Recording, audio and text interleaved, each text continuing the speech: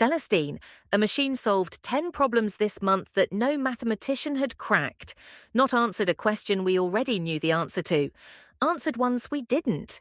$2,000 in electricity, and a lock nobody had the key for came open. A lock came open, Evelyn. That is not the same as a lock being picked honestly. I should want to know who is checking the tumblers before I call it solved. The proofs are checked the way any proof is checked, line by line, by people who know the subject. That part hasn't changed since Euclid. What's changed is who wrote the first draft. That's the part that unsettles me. We used to say a mathematician spent a decade on a single question because the question deserved a decade. Now the decade is an afternoon. It bears thinking about.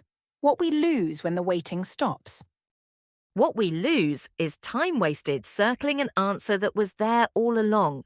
Think of it like a listening post cracking a cipher. The message was always decodable.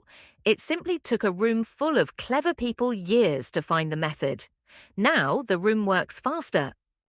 The room worked faster at Bletchley too, and half of what came out of it stayed buried for 30 years because somebody decided the world wasn't ready for how it was found. Speed isn't the only question, Evelyn. Where does an answer like that go once it exists? Into a journal, same as any other proof, reviewed by peers, published under whoever ran the experiment. That's not mysterious, that's ordinary. Under whoever ran the experiment, not under whoever thought of the question, or whoever spent 30 years failing at it before the machine tried. There's a name that used to go on a proof like that, and it wasn't the name of the ledger clerk. You're worried about credit. I'm worried about the problem.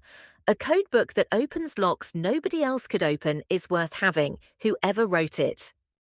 I'm worried about what a young woman studying number theory does with her Tuesday, once the hardest open questions get answered before she finishes her coffee. Some of us built a whole life around the length of that wait. Then she asks better questions. There will always be a horizon nobody's reached yet. The line just moved. It always moves. It always moves. I'll grant you that. I only wonder if anyone asked the people standing at the old line whether they wanted it moved so fast.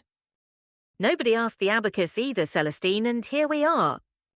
No, but somebody built the abacus on purpose. This one built itself a method nobody taught it. That is the part I cannot file away as ordinary, however much you insist it is.